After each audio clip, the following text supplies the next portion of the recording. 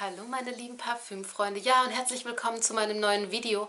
Heute möchte ich euch doch unbedingt noch zeigen, welche Monatsfavoriten ich im September und Oktober jetzt hatte. Ja, ich war eine ganze Zeit lang weg und konnte euch im September kein Video dazu abdrehen, aber das möchte ich doch jetzt mal nachholen. Herzlich willkommen auch an alle, die neu auf meinem Kanal sind. Bleibt gerne hier, fühlt euch wohl, abonniert mich gerne, wenn ihr euch für Parfums interessiert und alles drum und dran. Ja, los geht's. Der September war ja noch relativ warm und da trug ich gerne folgenden Duft. Das sind jetzt alles Proben, weil ich habe sehr viele Proben dabei gehabt. Und zwar von Guerlain aus der Aqua Allegoria Reihe, der Pera Granita. Ich sag's immer falsch rum, ne? Granita ist ja so eine gefrorene Eisspezialität und genau so sieht der Flakon aus. Wir haben hier einen wunderschönen spritzigen Duft, der mit Birne und Grapefruit startet, weitergeht in ein orangenblütiges Herz und ja, von dem konnte ich gar nicht genug bekommen. Ich bin mir auch sicher, dass ich mir hiervon noch einen großen Flakon besorgen werde. Nicht unbedingt jetzt, sondern ja, wenn die Gelegenheit passend ist oder allerspätestens im nächsten Sommer. Weiter geht's mit einem Duft, den ich auch als Probe dabei hatte, und zwar ist das der Si Passione von Giorgio Armani. Ja, ja, das ist jetzt keine hochtrabende Parfümeurskunst, sage ich mal. Ich finde auch, dass die Farbe Rot hier vielleicht nicht ganz so gut gewählt ist. Ich hätte dem Duft eher ein zartes Rosa verpasst. Ich finde, er riecht so wie... Ja, es gibt in den USA so eine gelbe Skittles-Packung und da sind Pink Lemonade Skittles drin, die sind so hellrosa und der Duft riecht so, wie diese Skittles schmecken. Hier ist auch eine Menge Birne drin, schwarze Johannisbeere meine ich, weiter geht's mit blütigen Noten, Heliotrop, ja, ein Duft, der erstmal spritzig, fruchtig startet und dann in so ein pudriges, süßes Blumenherz übergeht. Wie gesagt, keine wahnsinnig große Parfümeurskunst, aber ich trage ihn sehr gerne an wärmeren Tagen. Dann hatte ich alle meine Chanel-Proben dabei, weil ich die alle nochmal durchtesten wollte und habe diesen hier sehr gerne getragen. Herzliche Grüße an meine Schwiegermutti. Von Chanel, Gabrielle, Essence oder Essence. Genau, so sieht der Flakon dazu aus.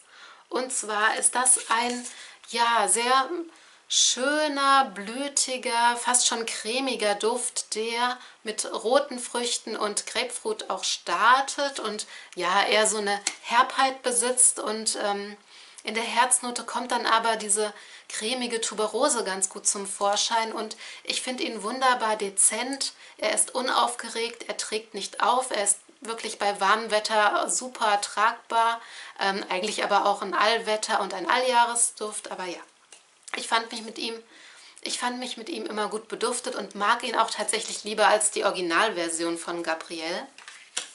Dann geht es weiter mit zwei Exklusivdüften, muss ich mal schauen, genau. Den hier habe ich getragen, ach, da sieht man es gar nicht, ne, hier. Bel Respiro, den habe ich getragen, als es wirklich sehr heiß war. Wir hatten ja im September nochmal Temperaturen um die 30 Grad. Und ja, da habe ich mich mit ihm wunderbar beduftet gefühlt. Viel steht nicht drin in der Duftpyramide, außer aromatische Noten. Leder, von dem ich aber tatsächlich gar nicht so viel gerochen habe. Zum Glück, denn ich mag ledrige Düfte eigentlich nicht so gerne an mir.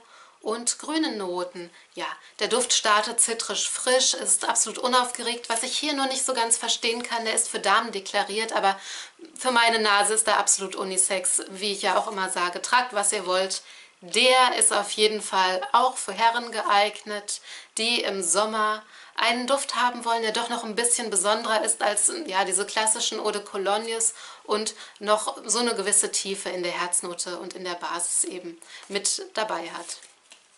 Ja, welchen ich auch noch getragen habe aus der Les Exclusifs de Chanel-Reihe ist der Gardenia, der Gardenienduft. Und ich finde hier, die Gardenie wirkt absolut unangestrengt. Eine Gardenie kann manchmal so ein bisschen madammig und ja, auch so ein bisschen distanziert wirken. Das wirkt diese hier aber gar nicht. Sie ist weder aufdringlich, sondern eher, ich würde fast sagen, fröhlich und verspielt. Hier sind noch Noten von Kokosnuss mit drin, die man aber nur ganz dezent wahrnimmt. Also man riecht den Duft jetzt nicht und sagt, wow, das ist aber ein Duft mit Kokosnuss, sondern wirklich die Blüte wird hier wirklich als Soliflor ganz gut in den Mittelpunkt gestellt.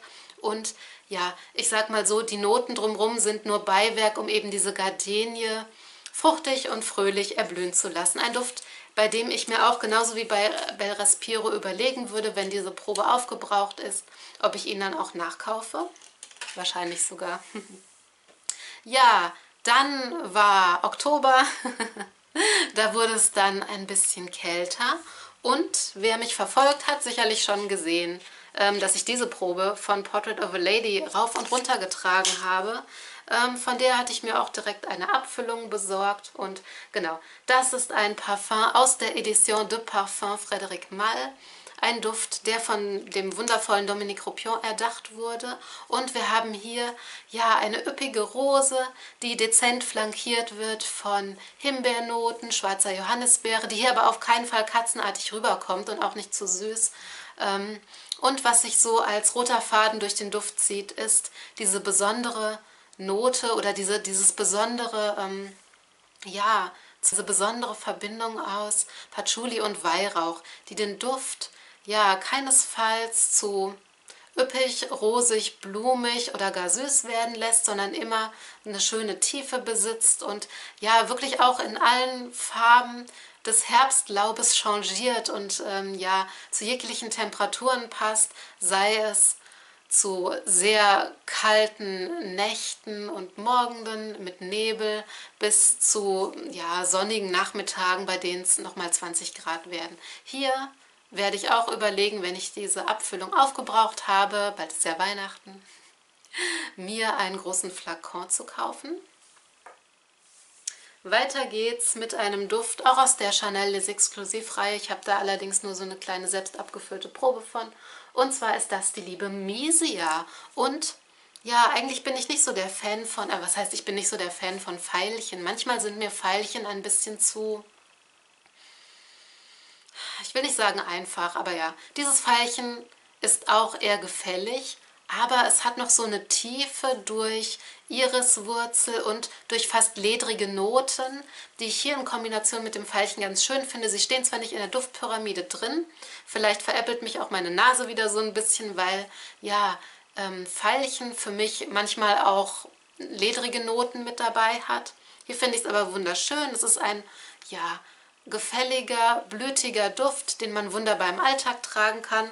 Den ich aber auch jetzt nicht nur für den Herbst empfehlen werde. Ich denke, er kommt ja eigentlich zu jeder Jahreszeit ganz schön heraus und alle, die Veilchen lieben, sollten sich diesen Duft auf jeden Fall mal anschauen. Dann habe ich noch 2 Kuscheldüfte für euch. Ihr wisst es bestimmt schon, dass ich ja oft auch nicht schlafen gehen kann, ohne nochmal einen schönen, eher süßeren, üppigen Duft aufzutragen. Und zwar habe ich einmal hier, die Beschriftung ist falsch, falsch rum, von Guerlain den wunderbaren Iris Ganache, ein Duft, der leider nicht mehr hergestellt wird. Er startet mit Iris-Concentré und geht weiter in so ein, ja, weiße Schokoladen, würziges Herz, Zimtnoten sind noch dabei und ich finde ihn wirklich wunderschön. Ich bin froh, dass ich hier diese Probe noch ergattern konnte, bevor sie weg war. Habe mir auch bei einem Sharing noch eine Abfüllung ergattern können und mal sehen, wie lange ich mit der hinkomme. Also der Duft ist wirklich sehr potent, hier braucht ihr nicht viel von. Ein kleiner Sprüher reicht mir die ganze Nacht und riecht sogar bis zum Morgen. Genau.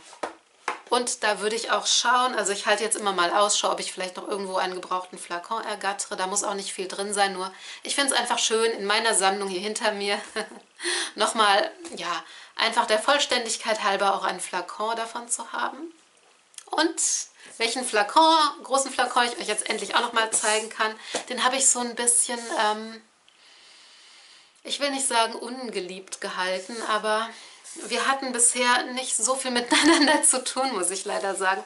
Und zwar von Pomellato Nudo, den Amber Intense. Und Amberdüfte sind eigentlich nicht ganz so meins. Den finde ich aber wunderschön. Ich finde auch diese Aufmachung dieser Flakons auch wunderschön. Ich hole den euch mal raus. Erinnert so ein bisschen an so eine edle Cognac-Flasche, hier auch mit der Quaste. Und zwar haben wir hier aber einen ganz schönen Amber-Einstiegsduft. Und wenn ich hier Amber sage, meine ich auch wirklich, ja, das Zeug aus Benzoe, Labdanum und Vanille und nicht Ambra, ja, das Wahlsekret. Der Duft startet jetzt eher ungewöhnlich, weil er eher blütig und pudrig daherkommt. Und ja, mit der Zeit auf der Haut wärmt er dann auf und dann entfaltet sich eben dieses strahlende, cognacfarbene Amberherz. Und genau, er passt wunderbar jetzt in den Herbst. Ich finde ihn aber fast allwettertauglich und würde ihn sogar auch bei warmen Temperaturen nächstes Jahr nochmal gerne testen. Genau, und bei meiner großen Parfumsammlung entdecke ich doch immer mal wieder das ein oder andere Schätzchen, dem ich nicht so viel Aufmerksamkeit geschenkt habe, wie eben diesem Flakon, und bin dann umso, ja, überraschter, dass, ja, er einfach vorher vielleicht noch nicht so seine Zeit hatte mit mir und jetzt mag ich ihn umso lieber. So, ihr Lieben, das war's für heute. Schreibt mir doch mal in die Kommentare, welche Parfums ihr in den letzten 2 Monaten getragen habt. Die Temperaturen gingen ja rauf und runter. Wie gesagt, von 30 Grad bis zu nicht mal 10 Grad jetzt im Oktober. Aber genau, das würde mich interessieren. Ja, welche Parfums ihr dort eben getragen habt. Und dann bleibt gesund, bis zum nächsten Mal.